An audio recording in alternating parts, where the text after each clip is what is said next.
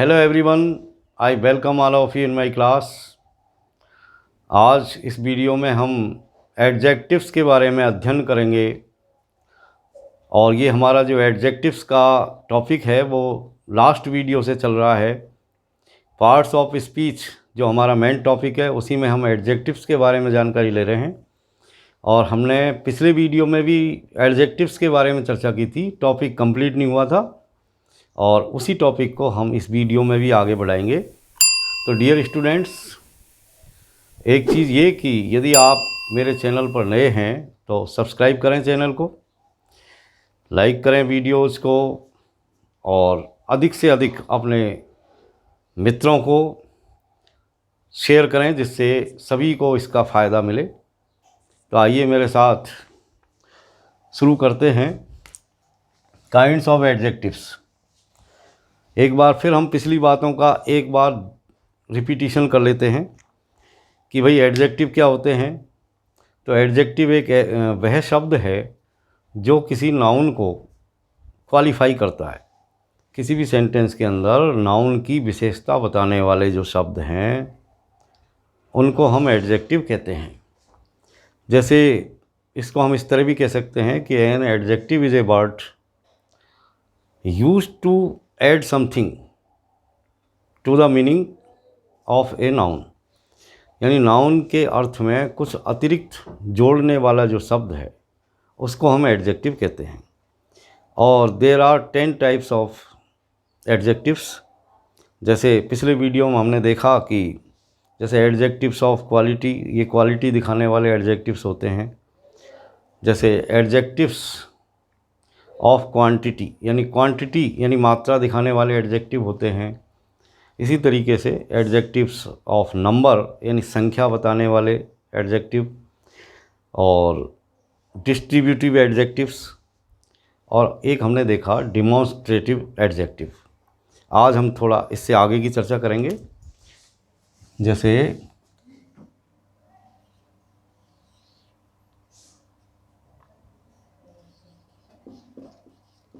Interrogative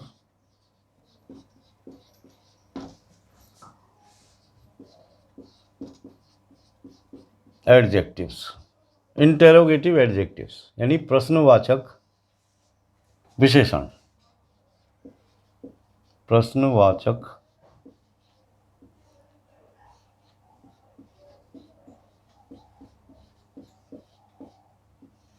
प्रश्नवाचक विशेषण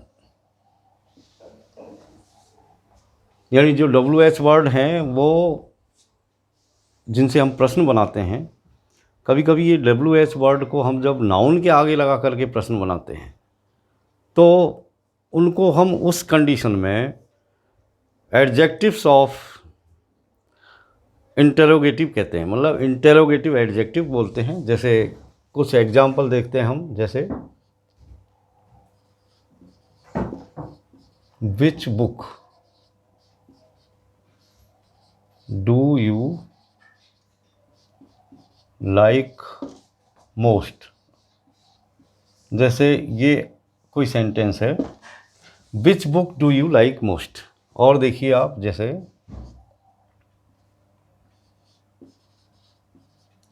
whose book is this. Whose book is this. अब हम दोनों सेंटेंसों के बारे में चर्चा करते हैं। विच book do you like most यानी आप किस पुस्तक को पसंद करते हैं। हुज बुक इज़ दिस यानी ये पुस्तक किसकी है। तो यहाँ पर डियर स्टूडेंट समझने की बात ये है कि ये जो विच वर्ड है ये इस नाउन, ये जो बुक नाउन है, इसी तरह इसमें भी ये बुक नाउन है। तो इनसे पहले ये जो WH वर्ड आए हैं, जैसे विच बुक यानी कौन सी पुस्तक, तो ये पुस्तक को यहाँ पर ये विच शब्द क्वालिफाई कर रहा है। तो क्वालिफाई कर रहा है। अब जो भी वर्ड नाउन को क्वालिफाई करेगा उसे हम क्या कहेंगे, आप बिल्कुल समझ गए हैं, उसे ही हम एडजेक्टिव बोलते हैं। एडजेक्टिव क्या है, जो नाउन को क्वालिफाई करे यानी जो संज्ञा की विशेषता बताए। यानी सीधे शब्दों में कहें तो इस तरह समझो कि संज्ञा की विशेषता बताने वाले शब्द विशेषण कहलाते हैं। तो संज्ञा के सामने जो भी शब्द आएगा जो उसकी विशेषता बताएगा उसे हम विशेषण बोलेंगे, यानी एडजेक्टिव बोलेंगे। तो यहाँ पर ये बुक नाउन है, इसी तरह सेकंड सेंटेंस में भी ये बुक नाउन है। यहाँ पर ये हुज वर्ड आ रहा है बुक से पहले, तो ये इसका विशेषण हो गया, एडजेक्टिव हो गया। इसी तरह ये विच भी इस बुक से पहले है। विच बुक कौन सी पुस्तक, हुज बुक किसकी पुस्तक। इसी तरीके से और भी कुछ काइंड्स हैं एडजेक्टिव्स की, जैसे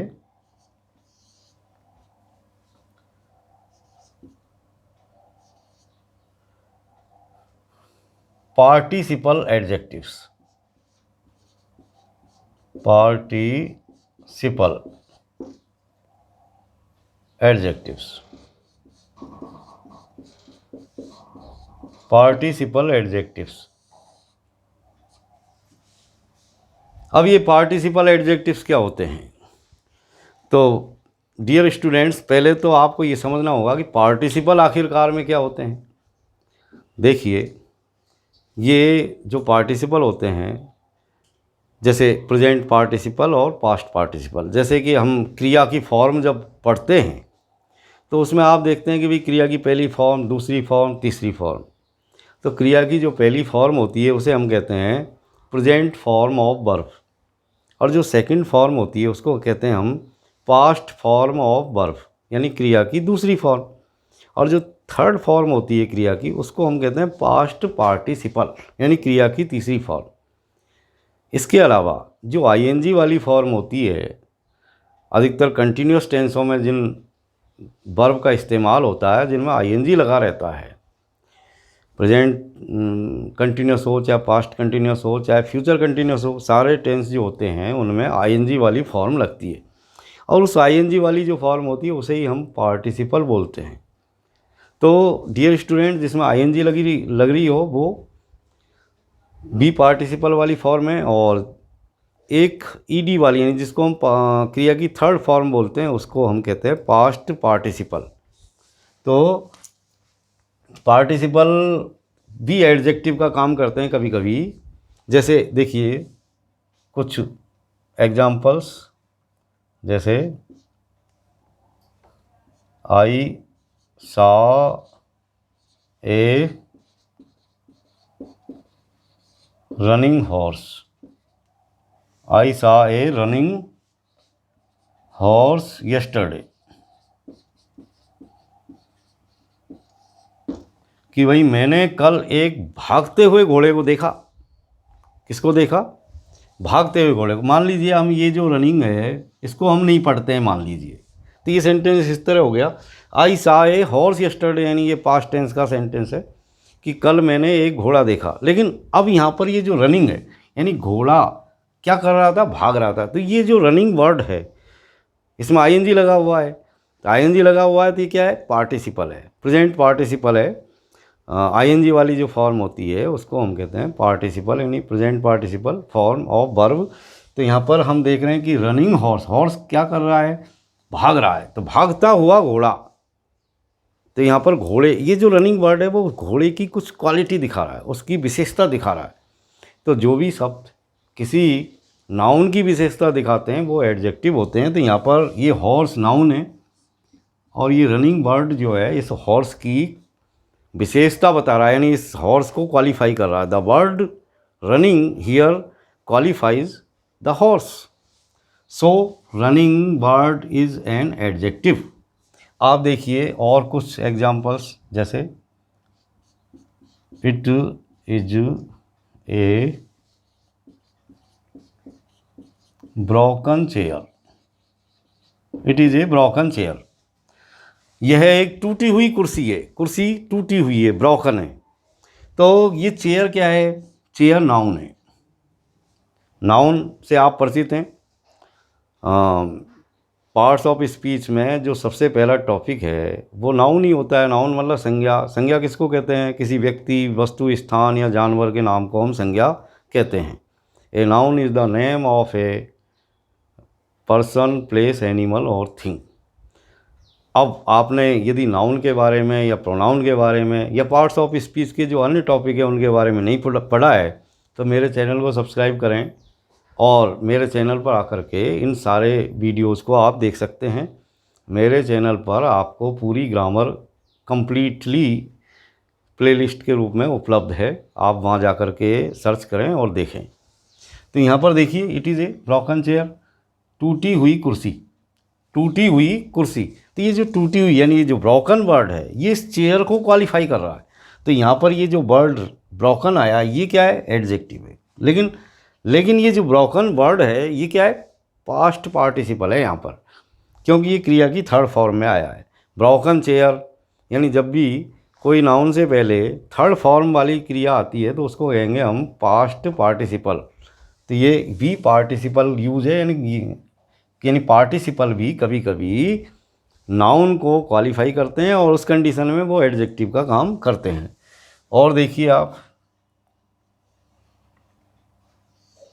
कभी कभी क्या होता है कि एक नाउन दूसरी नाउन को भी क्वालिफाई करती है, कभी कभी नाउन भी दूसरी नाउन को क्वालिफाई कर देती है, यानी उसकी विशेषता बता देती है। तो उस कंडीशन में जो पहली वाली नाउन है उसको हम एडजेक्टिव बोलते हैं। जैसे आप समझेंगे, कुछ एग्जांपल लेते हैं हम।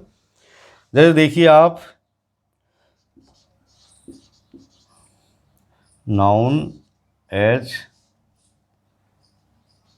An adjective.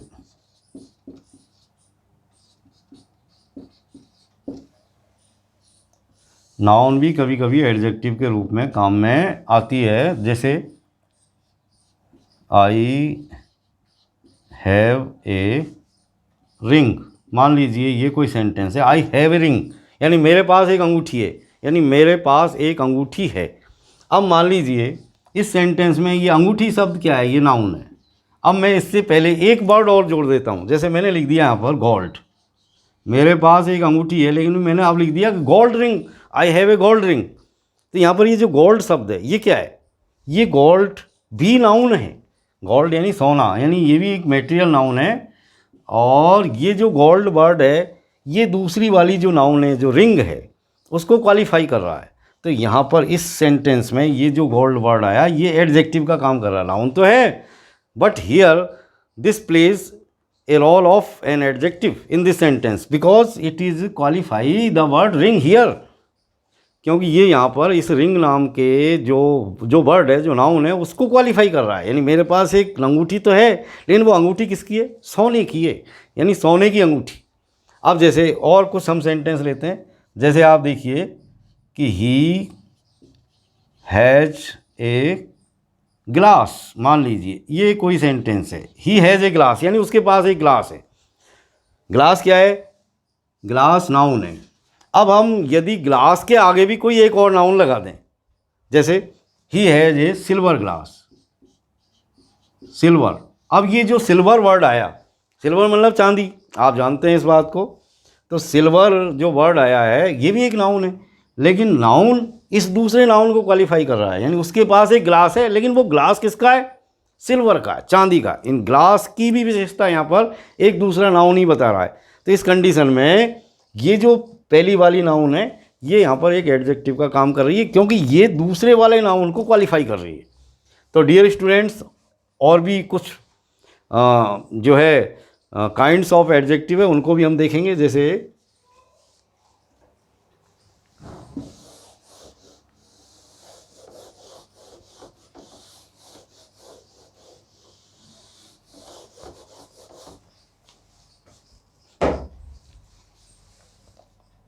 ये देखिए आप,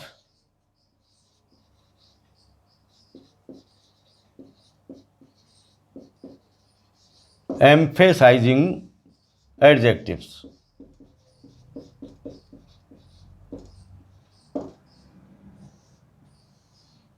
एम्फेसाइजिंग एडजेक्टिव। और जैसे कुछ वर्ड में आपको बताऊं, जैसे वेरी है या आउन है। ये आउन और वेरी कभी कभी एम्फेसाइजिंग एडजेक्टिव का काम करते हैं। जैसे कुछ एग्जांपल लेते हैं हम। जैसे I saw it with my eyes, I saw it with my eyes, मैंने उस चीज़ को अपनी आँखों से देखा। लेकिन यहाँ पर यदि हम आइज से पहले आउन और जोड़ देते हैं, आउन आइज, तो ये जो आउन शब्द है इस आइज को क्वालिफाई कर रहा है। आइज क्या है? नाउन। तो यहाँ पर ये जो आउन है ये एम्फेसाइज कर रहा है, यानी और प्रभावी ढंग से जोर दे रहा है कि मैंने इस चीज़ को अपनी स्वयं की आंखों से देखा। जैसे और देखिए, जैसे this is the very book, very book.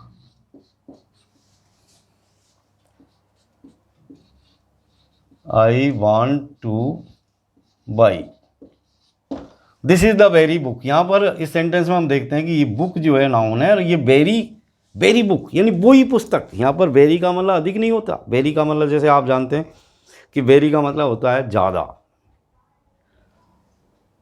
जैसे वेरी गुड यानी बहुत ज़्यादा अच्छा, यानी बहुत अच्छा। तो वेरी का यहाँ पर जो अर्थ है वो है वही, द सेम, यानी सेम के अर्थ में आया है। This is the very book, ये वही पुस्तक है आई वॉन्ट टू बाई, जिसे मैं खरीदना चाहता हूँ। This is the very book I want two by, तो ये वेरी यहाँ पर बुक को क्वालिफाई कर रहा है। तो ये वेरी वर्ड यहाँ पर एक एम्फेसाइजिंग एडजेक्टिव का काम कर रहा है। तो डियर स्टूडेंट्स, कुछ और भी एडजेक्टिव है उनके बारे में भी हम देखेंगे। जैसे कभी कभी व्हाट शब्द जो है एक्सक्लेमेटरी एडजेक्टिव का काम भी करता है। एक्सक्लेमेटरी एडजेक्टिव्स,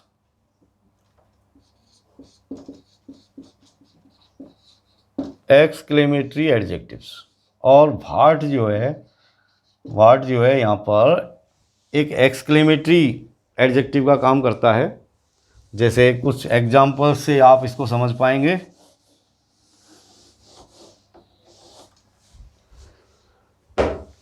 जैसे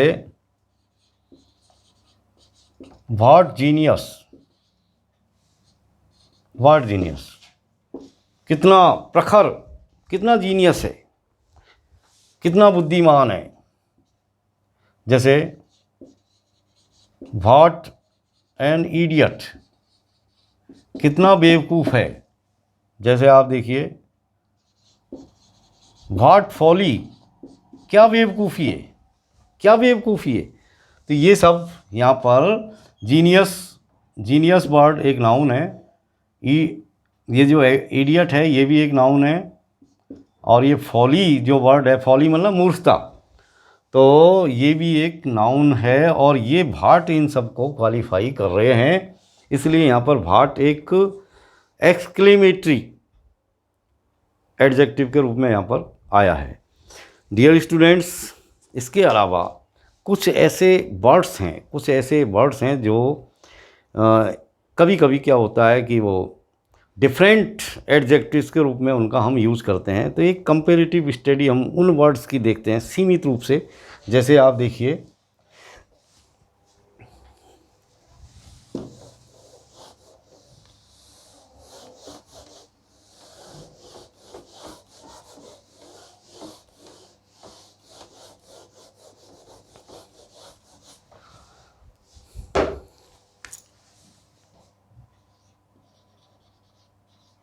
same words used for different kind of adjectives। एक ही तरह के शब्द अलग अलग तरह के एडजेक्टिव के रूप में भी काम में आते हैं। जैसे कुछ वर्ड्स मैं आपको बताऊं, जैसे आप देखिए सम, जैसे ऑल, जैसे नो, जैसे एनी, जैसे एनफ। आप जानते हैं सम का मतलब कुछ, कुछ। ऑल का मतलब सब, सारे। नो, नो मतलब नहीं, यानी कुछ नहीं के अर्थ में यहाँ पर था। एनी कुछ नहीं, जैसे एनफ पर्याप्त। तो इनको हम कभी कभी क्या है कि अलग अलग तरह के अलग अलग तरह के एडजेक्टिव्स के रूप में यूज़ करते हैं। जैसे कभी कभी हम इनको, यानी जैसे सम है, जैसे ऑल है, नो, एनी, एनफ, यानी डिफरेंट काइंड ऑफ एडजेक्टिव्स के रूप में भी यूज़ करते हैं। जैसे ये देखिए आप, कभी कभी हम इनको adjective of quality, adjective of quantity, कभी कभी हम इनका यूज़ एडजेक्टिव ऑफ क्वांटिटी के रूप में करते हैं, और कभी हम इनका यूज़ जो है एडजेक्टिव ऑफ नंबर्स के रूप में भी करते हैं। यानी ये नंबर्स के रूप में भी काम में आते हैं और क्वांटिटी के एडजेक्टिव के रूप में भी काम में आते हैं। जैसे कुछ एग्जांपल लेंगे इसको समझने के लिए। We take some examples to understand this topic. जैसे कुछ एग्जांपल लेते हैं हम, जैसे हमने लिया सम का। जैसे आप देखिए ये एक सेंटेंस, जैसे ही eat some rice. Some rice, rice मतलब चावल। चावल अनकाउंटेबल नाउन है, आप जानते हैं। और सम राइस यानी कुछ चावल, और ये अपने आप में नाउन है, और सम यहाँ पर इस राइस को क्वालिफाई कर रहा है, तो ये एडजेक्टिव का काम कर रहा है। ही एट सम राइस यानी उसने कुछ चावल खाए। अब सम का दूसरा आप यूज़ देखिए एडजेक्टिव ऑफ नंबर्स के रूप में। जैसे सम बॉयज आर क्लेवर, कुछ लड़के चतुर होते हैं। तो यहाँ पर ये सम किसको क्वालिफाई कर रहा है? बॉयज़ को। बॉयज़ भी एक जो है नाउन है, और सम यहाँ पर बॉयज़ को क्वालिफाई कर रहा है, तो सम अपने आप में यहाँ पर एडजेक्टिव है। लेकिन ये एडजेक्टिव्स ऑफ नंबर क्यों हैं? क्योंकि हम नंबर, एडजेक्टिव ऑफ नंबर और एडजेक्टिव ऑफ क्वांटिटी में सिर्फ इतना सा अंतर है कि एडजेक्टिव ऑफ क्वांटिटी में जिन एडजेक्टिव का हम यूज़ करते हैं वो गिने नहीं जाते, यानी अनकाउंटेबल नाउन्स के आगे आते हैं। और जो एडजेक्टिव ऑफ नंबर होते हैं उनमें ये एडजेक्टिव उस स्थिति में आते हैं जब हम काउंटेबल नाउन की बात करते हैं, यानी जिनको हम गिन सकते हैं। बॉयज़ को हम गिन सकते हैं, लड़के हैं। और हमेशा जब भी ये काउंटेबल नाउन में आते हैं तो हमेशा क्रिया बहुवचन में आती है, ये भी आप ध्यान रखें। सम बॉयज़ आर क्लेवर, जैसे हम ऑल का यूज़ करते हैं। जैसे he has lost all his wealth. He has lost all his wealth, all his wealth. तो यहाँ पर ये जो ऑल वर्ड है वो वेल्थ को यहाँ पर क्वालिफाई कर रहा है कि उसने अपना सारा धन खो दिया, और अब धन जो है उसकी कहीं कोई गिनती नहीं हो सकती। बात यदि काउंटेबल नाउन की होती तो हम गिन सकते हैं। जैसे यहाँ पर देखिए एग्जांपल ऑल का, जैसे ऑल मैन मस्ट डाई, यानी आखिरकार हर आदमी इस दुनिया में जो आया है वो जाएगा। ऑल मैन मस्ट डाई, तो मैन से पहले ये ऑल आया है। मैन यहाँ पर क्या है? नाउन है, और ऑल यहाँ मैन को क्वालिफाई कर रहा है, तो ये एडजेक्टिव का काम कर रहा है। लेकिन मैन क्या है? काउंटेबल नाउन है। मैन बहुत सारे आदमी गिने जा सकते हैं। जैसे हम देखते हैं no,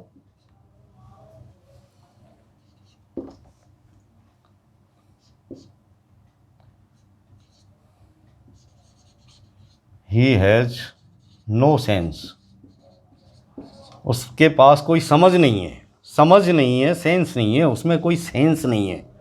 he has no sense. तो यहाँ पर ये जो सेंस है ये नाउन है, और इसको ये नो वर्ड यहाँ पर सेंस को क्वालिफाई कर रहा है, तो ये एडजेक्टिव ऑफ क्वालिटी है, एडजेक्टिव ऑफ क्वांटिटी है। और यहाँ पर आप देखिए इसका एडजेक्टिव ऑफ नंबर्स में इसका एक एग्जांपल देखिए। जैसे there are no pictures in this book, यानी इस किताब के अंदर एक भी तस्वीर नहीं है। नो पिक्चर्स, यानी ये 9 वर्ड जो है यहाँ पर पिक्चर्स, तस्वीरें, तस्वीरों को हम गिन सकते हैं, 1 तस्वीर, 2 तस्वीर, 3 तस्वीर। तो there are no pictures in this book, इस बुक के अंदर एक भी पिक्चर नहीं है। अब हम देखते हैं एनी, एनी का उदाहरण, जैसे ही did not eat any rice, उसने एक भी चावल नहीं खाया, उसने एक भी चावल नहीं खाया, एनी राइस। और इसको हम थोड़ा सा यहाँ पर आगे बढ़ाते हैं, he did not eat any rice, are there any mango trees in this garden, are there any mango trees in this garden, क्या इस गार्डन के अंदर कोई मैंगो ट्री नहीं है। तो यहाँ पर ये एनी वर्ड मैंगो ट्री को यहाँ पर जो है क्वालिफाई कर रहा है। चाहे मैंगो को हम नहीं भी लिखें तो भी हम ट्रीज़ की बात कर सकते हैं। Are there any trees in this garden, क्या इस बगीचे में एक भी पेड़ नहीं है। इसी तरीके से हम करेंगे अब एनफ के कुछ यूजेस के बारे में बात। एनफ जैसे ही हैज़ एनफ मनी, उसके पास पर्याप्त धन है, धन, enough.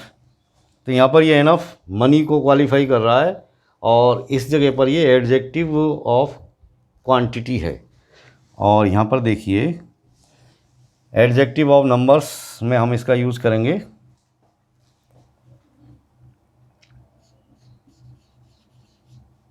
There are not enough spoons in the kitchen, there are not enough spoons in the kitchen. Enough यहाँ पर स्पून्स को क्वालिफाई कर रहा है। स्पून्स यानी चमचे, उनको हम गिन सकते हैं, पर्याप्त चमचे। There are not enough spoons in this in the kitchen, kitchen में पर्याप्त चमचे नहीं है।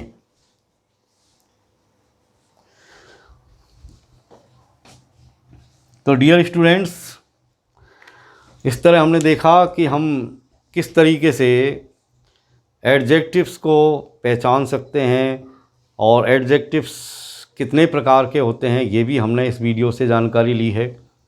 तो डियर स्टूडेंट्स, आज के लिए विदा, और अगले वीडियो में नए टॉपिक के साथ फिर हम एक साथ होंगे। तब तक के लिए keep watching my videos. Thank you all of you.